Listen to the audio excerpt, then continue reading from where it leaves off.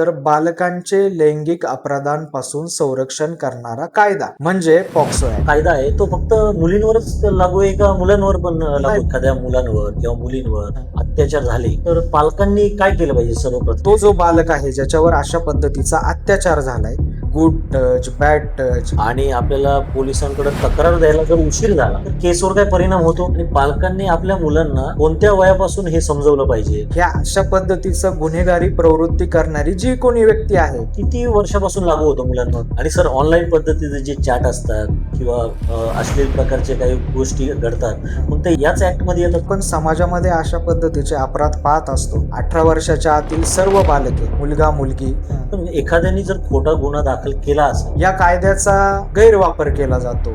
परंतु सर्रास त्याचा वापर खोटे गुन्हे दाखल करण्यासाठीच होतो. मुलांशी चर्चा करणं, त्यांच्या भावना काय आहेत हे जाणून घेणं अत्यंत गरजेचं आहे. तर जर नसरापूरची पुण्याची जर घटना पाहिली, सर या कायद्याची म्हणजे शिक्षा काय असते? या कायद्यामुळे लोकांना खूप स्लो न्याय मिळतो किंवा ही केस खूप स्लो चालते, त्याबद्दल काय सांगता? तो दोषी ठरला आणि त्यानंतर त्याला फाशी दिली गेली. पण खरंच शिक्षा खरंच मिळते का? न्याय मिळतो का? अशा पद्धतीनं जरी खोटा गुन्हा दाखल झाला, कुठल्याच बालकाला आपल्या पालकांशी बोलताना भीती वाटतं कामा नये. वकील म्हणून भावना अशी असते की कुठलाही आपल्याकडे आलेला व्यक्ती हा न्यायापासून वंचित राहता कामा नये. याच्यामध्ये जामीन लवकर होत नाही, हे खरं आहे का? मी सर्व प्रेक्षकांना देखील विनंती करतो की शिवभूमी कट्टा हा जो यूट्यूब चॅनल आहे, या चॅनलवर सामाजिक असतील, राजकीय असतील, अत्यंत माहिती देणाऱ्या व्हिडिओ असतील, या सातत्याने येत असतात आणि तसा प्रयत्न विजय सर आणि टीम यांचा असतो.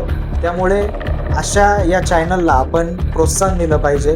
त्यामुळे नक्कीच सबस्क्राईब करा, लाईक करा, शेअर करा. धन्यवाद. नमस्कार, मी विजय प्रजापती आणि आपण पाहत आहात शिवभूमी कट्टा हे ऑफिशियल युट्यूब चॅनल. आणि आज आपल्या पॉडकास्टमध्ये आपल्या सोबत आहे सुप्रसिद्ध advocate Jaywant Sonawane sir. Sir तुमचं स्वागत करतो मी पॉडकास्टमध्ये. आणि आजचा पॉडकास्ट आपल्याला पॉस्को या ऍक्टवर आपण घेणार आहे. सर नेमका हा पॉस्को कायदा काय आहे? मुळात हा शब्द तुम्ही कुठे ऐकला?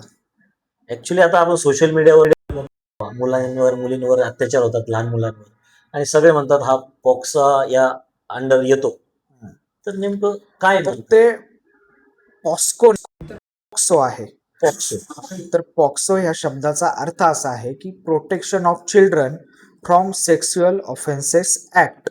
म्हणजे काय मराठीमध्ये सांगायचं झालं तर बालकांचे लैंगिक अपराधांपासून संरक्षण करणारा कायदा म्हणजे पॉक्सो ऍक्ट. आता हा कायदा कधी आला तर सन 2012 साली. त्यानंतर तिथून पुढे आजपर्यंत तो कायदा लागू आहे. हा जो कायदा आहे तो फक्त मुलींवरच लागू आहे का मुलांवर पण लागू नाही, आहे? बघा समाजामध्ये आता एक असा गैरसमज आहे की हा जो कायदा आहे हा फक्त मुलींसाठी आहे, परंतु तसं नाहीये. 18 वर्षांखालची जी बालकं आहेत, मग त्यामध्ये मुले असू किंवा मुली असू, या सर्वांना हा कायदा लागू होतो. सर समजा एखाद्या मुलांवर किंवा मुलींवर हं. अत्याचार झाले तर पालकांनी काय केलं पाहिजे सर्वप्रथम? बघा, ज्या वेळेला अशी घटना निदर्शनास येईल त्यावेळेला पालकांनी किंवा शाळेमध्ये असताना शिक्षकांच्या जरी निदर्शनास आलं किंवा समाजामध्ये एखादा बस स्टॉप आहे, पानपोई आहे, अशा ठिकाणी जर अशी घटना कुठल्याही समाजातील घटकाला निदर्शनास आली तर तातडीने तिथल्या पोलीस स्टेशनशी संबंध केला पाहिजे आणि FIR नोंदवली गेली पाहिजे. त्याची काय प्रोसेस आहे FIR नोंदायची? प्रोसेस अशी आहे की संबंधित पोलीस स्टेशन असो किंवा कुठलंही पोलीस स्टेशन असो, त्या ठिकाणी जाऊन तुम्ही ती FIR नोंदवली पाहिजे. तुम्हाला एखाद्या अशा प्रकारच्या घटनेची FIR नोंदवणं नाही किंवा या घटनेच्या कुठल्याही प्रकारे कायदेशीर खबरदारी न घेणं हा सुद्धा कायद्याने गुन्हाच आहे. मग याची प्रोसिजर काय आहे तर पोलीस स्टेशनला जाणे, झालेली घटना पोलिसांना सांगणे आणि त्यानंतर पोलीस ही FIR नोंदवतात. आणि सर समजा एखादी घटना झाली आणि आपल्याला पोलिसांकडे तक्रार द्यायला जर उशीर झाला तर केसवर काय परिणाम होतो? नाही, अजिबात होत नाही. ज्या वेळेला आता काही कारणास्तव अशी केस नोंदवायला उशीर देखील होतो, परंतु तुम्हाला न्यायापासून वंचित ठेवता येत नाही किंवा कुठलाही पोलीस अधिकारी तुम्हाला मी ही तक्रार नोंदवणार नाही असं म्हणू शकत नाही. पण कधी कधी काय होतं की आता पालक घाबरतात की आता पोलीस स्टेशन मध्ये नको जायला आपल्या इज्जतीचा प्रश्न आहे किंवा असं आहे, मग त्या पालकांनी नेमकं काय केलं पाहिजे?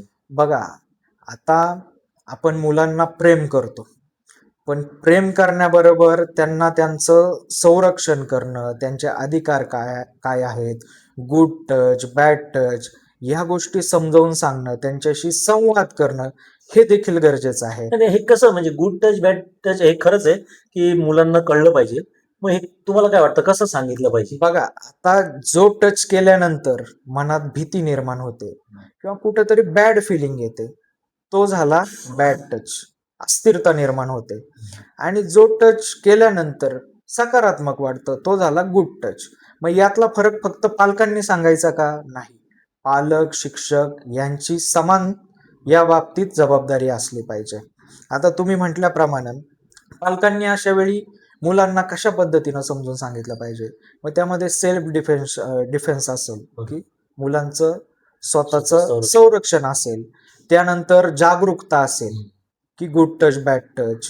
त्यानंतर या मुलांशी मनमोकळेपणानं संवाद साधला पाहिजे. म्हणजे मुलांना पालकांशी बोलताना भीती नाही वाटली पाहिजे, की कुठली गोष्ट लपून ठेवावी असं नाही वाटलं पाहिजे. त्यातूनच ह्या गोष्टी बाहेर येतील, जागृती होईल. आणि सर आता ज्या मुलांवर अत्याचार झाले, मग त्या मुलांचा जबाब कसा घेतात? बघा, ज्या वेळेला अशी घटना घडते त्यानंतर पोलीस स्टेशनला जाऊन FIR नोंदवला जातो. FIR नोंदवल्यानंतर त्या मुलांचा जबाब घेतला जातो. आता तो जबाब घेताना काही गोष्टींची काळजी घ्यावी लागते, कारण ही घटना अत्यंत संवेदनशील असते. बरोबर. त्यामुळे संवेदनशील पद्धतीनं हा जबाब घेतला गेला पाहिजे. महिला अधिकारी त्यासाठी नेमलेली असते. त्याच पद्धतीनं ज्या वेळेला तो बालक आहे जबाब देतो, त्यावेळेला संरक्षित वातावरणामध्ये आपण जबाब देतोय याची भावना सुद्धा त्या बालकाच्या मनामध्ये असली पाहिजे. अशा पद्धतीनं हा जबाब नोंदवला आणि सर जातो. त्यांची ओळख गुप्त राहते का किंवा कसं आहे मग? हे बघा, या कायद्यान्वये तो जो बालक आहे ज्याच्यावर अशा पद्धतीचा अत्याचार झालाय, त्याची ओळख, त्याचं नाव हे डिस्क्लोज करता येत नाही. म्हणजे ज्या वेळेला अशा घटना घडतात त्यावेळेला तुम्ही बातम्या पाहता, बातम्यांमध्ये सुद्धा पीडित किंवा पीडिता, व्हिक्टीम अशा पद्धतीचे शब्द वापरले जातात, नाव वापरता येत नाही. किंवा FIR जरी असली त्यामध्ये सुद्धा पीडित, पीडिता अशा पद्धतीचे शब्द वापरले जातात. त्यामुळे ही ओळख कुठल्याही पद्धतीने डिस्क्लोज करता येत नाही. आणि सर आता अत्याचार एखाद्यावर होत असेल आणि कोणाला माहीत असेल, आजूबाजूच्या लोकांना कदाचित माहीत असेल कोणाला, आणि ते काही ऍक्शन पण घेत नसेल, तर त्याचा काय दुष्परिणाम किंवा कायदेशीर काय परिणाम होऊ शकतो? बघा, आता तुमचा जो प्रश्न आहे तो अत्यंत महत्वाचा प्रश्न आहे. आता ह्याचा कायदेशीर परिणाम किंवा दूरगामी परिणाम हे बऱ्याच पद्धतीनं होऊ शकतात. म्हणजे काय, तर त्या मुलाच्या भविष्यावर याचा दूरगामी परिणाम होऊ शकतो. त्या बालकाच्या मनामध्ये कायमस्वरूपी भीती राहील. ह्या अशा पद्धतीचं गुन्हेगारी प्रवृत्ती करणारी जी कोणी व्यक्ती आहे तिला कायद्याचा धाक राहणार नाही. म्हणजे वारंवार अशा पद्धतीचा ऍक्ट करण्याची, अशी कृती करण्याची त्याला एका पद्धतीनं बळ मिळेल. आणि मला असं वाटतं की ज्या वेळेला आपण समाजामध्ये अशा पद्धतीचे अपराध पाहत असतो त्यावेळेला आपण पुढाकार घेऊन याबाबत आवाज उठवला पाहिजे, तक्रार नोंदवली पाहिजे. आपण ज्या वेळेला समाज म्हणून अशा गोष्टींवर बोलणार नाही त्यावेळेस ती कुठेतरी समाज म्हणून आपली सुद्धा हार असते. त्यामुळे अशा पद्धतीचे जर घटना आपल्याला समाजामध्ये दिसत असतील तर त्याच्यावर आपण बोललं पाहिजे, जागृती केली पाहिजे, कायदेशीर प्रकारच्या ज्या काही रिमेडीज आहेत त्याचा वापर केला पाहिजे. आणि पालकांनी आपल्या मुलांना म्हणजे कोणत्या वयापासून हे समजवलं पाहिजे? आणि मला एक अजून प्रश्न असा आहे की हा जो ऍक्ट आहे तो किती वर्षापासून लागू होतो मुलांवर?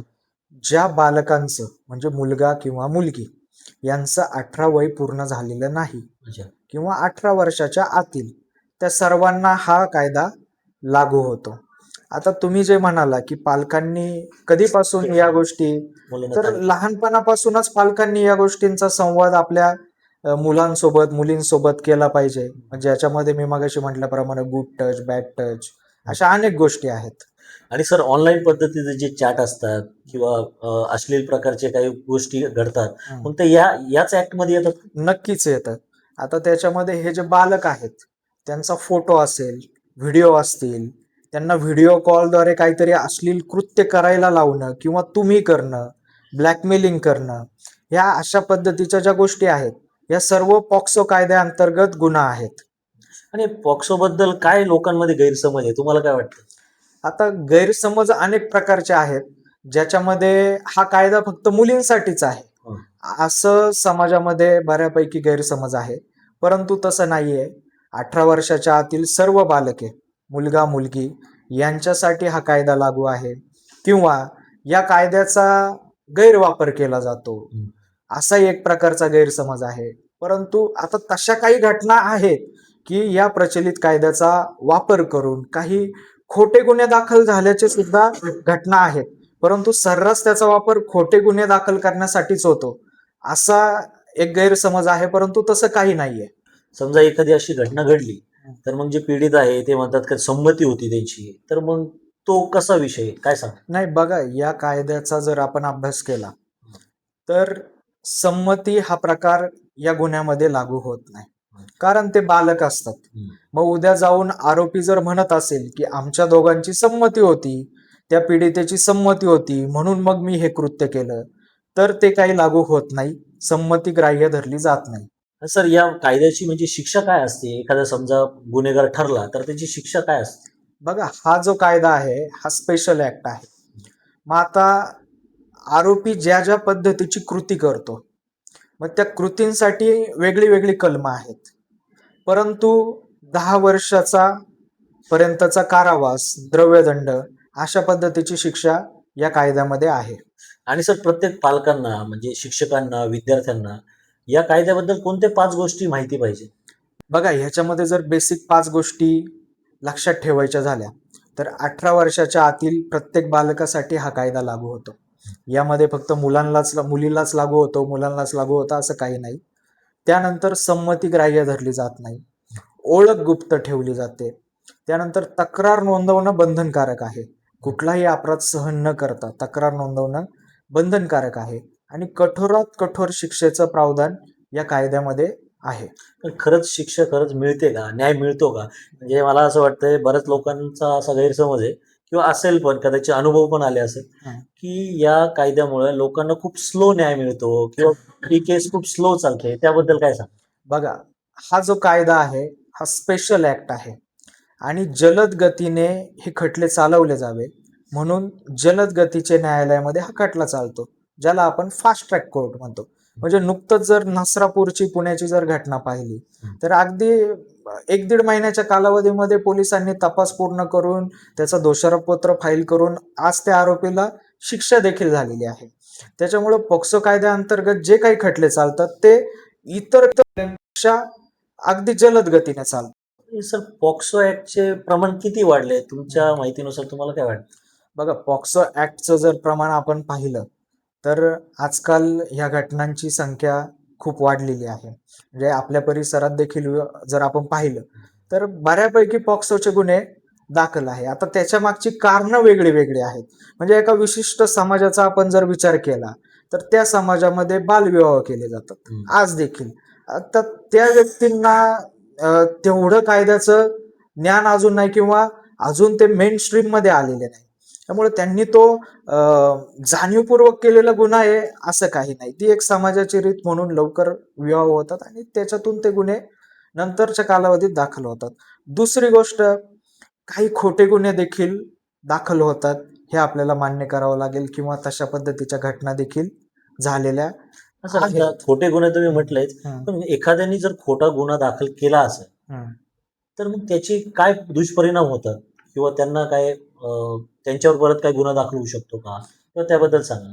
एखादे आता कसं आहे की लहान मुलीवर अत्याचार झाले नाही, पण त्यांनी समहाऊ काही त्यांच्यावर आरोप केले, तर काय करू शकतो? बघा, आता ह्या प्रचलित कायद्याचा गैरफायदा घेऊन अशा पद्धतीनं जर खोटे गुन्हे दाखल झाले तरी कोर्टासमोर, मेहरबान कोर्टासमोर जी तथ्य आहेत ती येतच असतात आणि त्याच्यातून जे काही सत्य परिस्थिती आहे ती मेहरबान कोर्टासमोर येतच असते. त्यामुळे अशा पद्धतीनं जरी खोटा गुन्हा दाखल झाला तरी त्यातून जो ज्याच्यावर आरोप झालाय तो त्या तथ्यांच्या आधारे निर्दोष सुटणारच आहे. आणि सर, प्रत्येक मुलांना जर सुरक्षित ठेवायचं असेल तर घरचे असतील, पालक असतील म्हणा किंवा शिक्षक असतील, समाज असेल, त्यांनी कोणते पाऊल उचलले पाहिजे मुलांसाठी?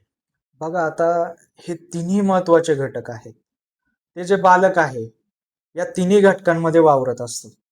मग त्याच्यामध्ये त्याचे घर असेल, पालक असेल, त्यानंतर त्याची शाळा असेल, तिथले शिक्षक असेल, आजूबाजूची लोक असतील आणि समाज असेल. तर या तिन्ही घटकांची जबाबदारी तेवढीच महत्वाची आहे. मग ज्या वेळेला अशी घटना घडते किंवा अशी घटना निदर्शनास येते, त्यावेळेला तत्परतेने गुन्हा नोंदवणे, मग तो पालक असू, शिक्षक असू किंवा समाज असू, ही अत्यंत महत्वाची गोष्ट आहे. त्यानंतर ह्या अशा पद्धतीचे गुन्हे जे आहेत किंवा अशा पद्धतीच्या ज्या घटना आहेत याच्याबाबत जागृती करणं, अवेअरनेस करणं. हा, मग हे तेच सर, जागरूकता कशी निर्माण केली पाहिजे? म्हणजे जी भीती आहे मनात लोकांच्या, ती भीती नसून तर आपण जागरूकता कशी निर्माण हे करू जे शकतो? पालक आहेत यांच्याशी या बाबतीत संवाद साधला पाहिजे. हम्म. मग त्याच्यामध्ये बऱ्याच वेळा असं होतं की घरामध्ये सुद्धा घरातल्या कुटुंबातल्या व्यक्तीकडून अशा घटना घडतात. त्यामुळे मुलांशी संवाद साधला पाहिजे, बोललं पाहिजे, त्यांच्या मनातली भीती जाणून घेतली पाहिजे, ज्यामुळे ही जागरूकता निर्माण होईल. अशा पद्धतीच्या गोष्टी केल्या पाहिजे. तुम्ही म्हटले सर घरातल्या लोकांचीच, म्हणजे मला असं वाटतं की अनोळखीपेक्षा घरातून म्हणजे परिवारातूनच बऱ्याच गोष्टी अशा होतात. घडतात, अनेक घटना अशा आहेत. त्यामुळे खुल्या, मोकळ्या आणि आश्वासक वातावरणामध्ये मुलांशी चर्चा करणं, त्यांच्या भावना काय आहेत हे जाणून घेणं अत्यंत गरजेचं आहे. मग पालकांना तुम्ही काय संदेश द्याल मुलांच्या बाबतीत? पालकांना मी हेच सांगेन की तुम्ही तुमच्या मुलांना आजच्या जगामध्ये शिक्षण देणं, उच्च शिक्षण देणं जेवढं गरजेचं आहे, तेवढंच तुम्ही त्यांच्याशी संवाद साधणं हे देखील गरजेचं आहे. आता मुळात कुठल्याच बालकाला आपल्या पालकांशी बोलताना भीती वाटता कामा नये. म्हणजे अगदी फ्रेंडली प्रत्येक गोष्ट ते बालक सांगू शकतो, अशा पद्धतीनं पालक आणि ते बालक यांच्यातला संवाद असला पाहिजे. सर, आता पॉक्सोच्या केस तुमच्याकडे भरपूर आल्या असेल, आहेत, भरपूर आहेत. मग त्याबद्दल थोडस सांगा, तुम्ही ते केस कशा हँडल करता? बघा आता ह्याच्यामध्ये जर आपण पाहिलं तर मागाशी मी सांगितलं की जो समाज मेन स्ट्रीम मध्ये आलेला नाही, जिथे बालविवाह ही पद्धत अजूनही चालू आहे, तर तशा पद्धतीच्या काही पॉक्सोच्या केसेस माझ्याकडे आहेत, ज्याच्यामध्ये ती व्हिक्टीम आणि तो आरोपी हे दोघंही पती पत्नी आहेत. आज त्यांनी वयाची 18 आणि 21 पूर्ण केलेली आहेत, त्यांचा संसार देखील सुरळीत चाललेला आहे. परंतु कायद्याच्या चौकटीच्या बाहेर गेल्यामुळे त्यांच्यावर तो पॉक्सोचा गुन्हा दाखल झालेला आहे. अशा वेळेला कोर्ट देखील या गोष्टींचा विचार करतं, त्यांच्या भविष्याचा विचार करते की आज त्यांचा संसार व्यवस्थित चालू आहे, लग्न केलेलं आहे आणि कायद्याचं पुरेपूर ज्ञान नसल्यामुळं त्यांच्याकडून ह्या गोष्टी घडून गेल्यात. याच्यामध्ये कुठंतरी सकारात्मकता असते. आता दुसरी गोष्ट अशी की बऱ्याच वेळा सिव्हिल डिस्प्यूट पण असतात, म्हणजे जमिनीवरून वाद असतात. तिथे कुठेतरी या कायद्याचा गैरफायदा घेऊन या अशा पद्धतीचा बालकांचा वापर करून पॉक्सोचे गुन्हे दाखल झाल्याच्या देखील घटना आहेत. परंतु ज्या वेळेला या अशा पद्धतीचे खटले मेहरबान कोर्टासमोर येतात, त्यांची ट्रायल सुरू होते, त्यावेळेला मेहरबान कोर्टाच्या सुद्धा या गोष्टी लक्षात येतात किंवा एक त्या आरोपीचा वकील म्हणून आम्हाला ह्या गोष्टी कुठेतरी रेकॉर्डवर आणाव्या लागतात की त्यांच्यामध्ये सिव्हिल डिस्प्यूट आहे, पूर्वी अशा अशा पद्धतीच्या केसेस झाल्या होत्या, दिवाणी दावे चालू आहेत, ही घटना घडली त्यावेळेला तो आरोपी तिथे नव्हताच, हे त्याचं मोबाईलचं लोकेशन, या सगळ्या गोष्टी आपल्याला कोर्टापुढे आणून तथ्यांच्या आधारे मेहरबान कोर्ट देखील त्या आरोपीचा जामीन देखील मंजूर करतं आणि पुढे जाऊन तो निर्दोष देखील सुटू शकतो. सर, समजा एखादी पॉक्सो केस तुमच्याकडे आली आणि तुम्हाला माहिती आहे जे केस तुमच्याकडे आली तो पुढचा आरोपीच आहे हे तुम्हाला जर समजलं, तर त्याला तुम्ही डिफेंड पण करता. मग त्यामागची भावना काय, किंवा ते त्या केसला तुम्ही कसं बघता? बघा, आता ह्या प्रश्नाबद्दल जर स्पेसिफिक बोलायचं झालं तर पॉक्सो हा विषय आपण जर बाजूला ठेवला, कुठलाही गुन्हा असो आणि तो आरोपी आमच्याकडे आला, तर काही बेसिक गोष्टींच्या आधारे आमच्याही लक्षात येतं की याच्याकडून हे कृत्य झालेलं आहे. परंतु वकील म्हणून किंवा पक्षकार म्हणून त्याला न्यायापासून वंचित ठेवता येत नाही. त्याचं वकीलपत्र आम्हाला घ्यावं लागतं, कोर्टामध्ये त्याची बाजू मांडावी लागते. शेवटी बघा कसं असतं की एखाद्या व्यक्तीने एखादी कृती केली, तर ती का केली याच्या मागचं जे काही कारण आहे, जे काही तथ्य आहे, ती सुद्धा रेकॉर्डवर येणं अत्यंत गरजेचं असतं. म्हणजे तुम्ही जर कसाबचं उदाहरण पाहिलं तर कसाबच्या प्रकरणामध्ये न्याय व्यवस्थेवर बऱ्यापैकी टीका झाली, परंतु आपण जर ज्याला कायद्याचं नॉलेज आहे त्या बाजूने जर विचार केला तर आज जागतिक लेवलवर असा संदेश गेला की भारत या राष्ट्राने पूर्ण निपक्षपातीपणे हा सगळा खटला चालवला, त्याच्यामध्ये तो दोषी ठरला आणि त्यानंतर त्याला फाशी दिली गेली. तसंच प्रत्येक गुन्ह्यामध्ये आहे की त्यांनी हे कृत्य केलं न केलं किंवा आमच्या काही गोष्टी काही मुद्द्यांच्या आधारे लक्षात येतात, याच्यापेक्षा ते कृत्य का घडलं, त्याची बाजू काय आहे, या सगळ्या गोष्टी रेकॉर्डवर आल्यानंतर, त्याच्या सगळ्या गोष्टी उलट तपास सर तपास सगळ्या गोष्टी झाल्यानंतर ठरणार की त्याच्यावर तो फक्त आरोप असतो, तो आरोपी असतो, तो गुन्हेगार नसतो. ज्या वेळेला हे सिद्ध होईल त्यानंतर तो गुन्हेगार असतो. त्यामुळे वकील म्हणून भावना अशी असते की कुठलाही आपल्याकडे आलेला व्यक्ती हा न्यायापासून वंचित राहता कामा नये. मग समजा सर या केसमध्ये समजा एखादा गरीब व्यक्ती असेल आणि त्याच्यावर खोटे आरोप झाले आणि समजा गुन्हा सिद्ध होत असेल तर त्याची परिस्थिती नसेल, वकील म्हणजे अफोर्ड करता येत नसेल, तर कोर्ट त्यांना वकील देतो, त्याची काय प्रोसेस आहे? बघा, त्याच्यामध्ये प्रोसिजर अशी आहे की समाजामध्ये अनेक असे व्यक्ती असतात ज्यांच्याकडून कळत न कळत अपराध घडतो. त्यानंतर कायदेशीर प्रक्रियेला त्यांना सामोरं जावं लागतं. ज्या वेळेला त्या व्यक्तीची आर्थिक परिस्थिती नसते की वकील नेमून तो खटला चालवण्याची, त्यावेळेला मेहरबान कोर्टाला तो आरोपी ज्याच्यावर आरोप आहेत तो सांगू शकतो की मला वकील देण्यासाठी माझ्याकडे काही पैसे नाही, माझी परिस्थिती नाही. त्याचं सुद्धा कायद्यामध्ये सर्व गोष्टीचं उपाय नेमलेला आहे. मग लिगल एड मार्फत तुम्हाला सरकार मार्फत वकील दिला जातो आणि त्या वकिलांमार्फत तो खटला चालवला जातो. तो हे अगदी मोफतपणे, म्हणजे फ्री ऑफ कॉस्ट मध्ये फ्री सगळं. ऑफ कॉस्ट किंवा जे काही बेसिक जे चार्जेस आहेत तेवढे फक्त पे करावे लागतात. आणि सर मी ऐकलं का हा जो कायदा आहे तो अतिशय म्हणजे गंभीर स्वरूपाचा आहे आणि याच्यामध्ये जामीन लवकर होत नाही, हे खरं आहे का? नाही, बघा, हा देखील एक गैरसमज आहे. मुळात कायदा काय सांगतो की बेल इज अ राईट, म्हणजे जामीन मिळण्याचा अधिकार प्रत्येक आरोपीला आहे. याची प्रोसेस काय जामीन? ह्याची प्रोसेस अशी आहे की बेल इज अ राईट म्हणजे जामीन मिळण्याचा अधिकार प्रत्येक आरोपीला आहे. पण कशाच्या आधारे आहे? तथ्यांच्या आधारे आहे. मग ह्या आरोपीला जर अशा गुन्ह्यांमध्ये अटक झाली तर पूर्ण वेळ तुरुंगामध्ये डांबून ठेवता येतं का? तर नाही येत. ज्या वेळेला त्याचा जामीन अर्ज मेहरबान कोर्टापुढे दाखल केला जातो त्याच्या वकिलांमार्फत, त्यावेळेला त्याची जी काही बाजू आहे ती त्या जामीन अर्जामध्ये आणि युक्तिवादामध्ये ते वकील मेहरबान कोर्टासमोर मांडत असतात. त्यानंतर तथ्यांच्या आधारे त्याचा जामीन अर्ज मंजूर केला जातो. किंवा एखाद्या आरोपीला अटक झाली, त्याचा तपास पूर्ण झालेला आहे, तपास पूर्ण झाल्यानंतर दोषारोपपत्र मेहरबान कोर्टामध्ये दाखल झालेलं आहे. मग त्याला जामीन दिल्यानंतर तो बाहेर आल्यानंतर जर तो पुराव्यांमध्ये काही छेडछाड करेल अशा कुठल्याच शक्यता राहिल्या नसतील तर अशा वेळी सुद्धा मेहरबान कोर्ट त्याचा जामीन अर्ज मंजूर करतं. त्यामुळं पॉक्सोच्या केसमध्ये जामीनच होत नाही हा गैरसमज आहे. हे किती दिवसाची प्रोसेस आहे म्हणजे जामीन मिळवून देण्याची? नाही, जामीन मिळवून देण्याची म्हणजे सुरुवातीला त्या आरोपीला अटक होते, त्याचं रिमांड होतं. रिमांड म्हणजे काय? त्याला मेहरबान कोर्टासमोर प्रोड्यूस केलं जातं. त्या ठिकाणी त्याला पीसीआर किंवा एमसीआर मिळतो. पीसीआर म्हणजे पोलीस कस्टडी रिमांड.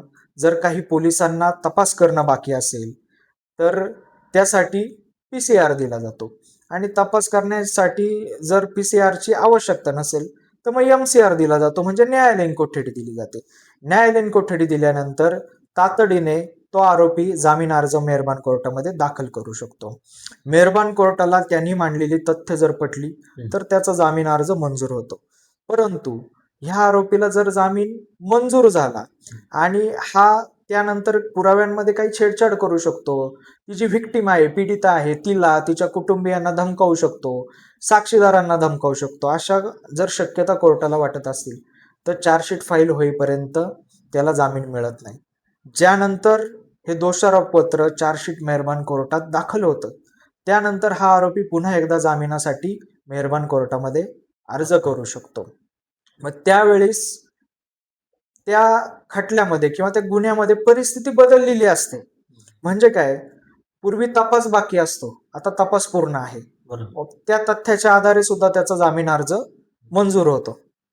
आणि सर याच्या केसमध्ये बऱ्याच अशा सेटलमेंट बाहेर होत असेल, काय वाटतं? सेटलमेंट म्हणण्यापेक्षा बऱ्याच वेळा काय होतं की पालक देखील घाबरतात. हम्म, म्हणजे गुन्हा दाखल होतो, परंतु नंतर समाज काय म्हणेल, बरोबर. मुलीचं लग्नाचं वय झालंय, ती केस अजूनही न्यायप्रविष्ट आहे.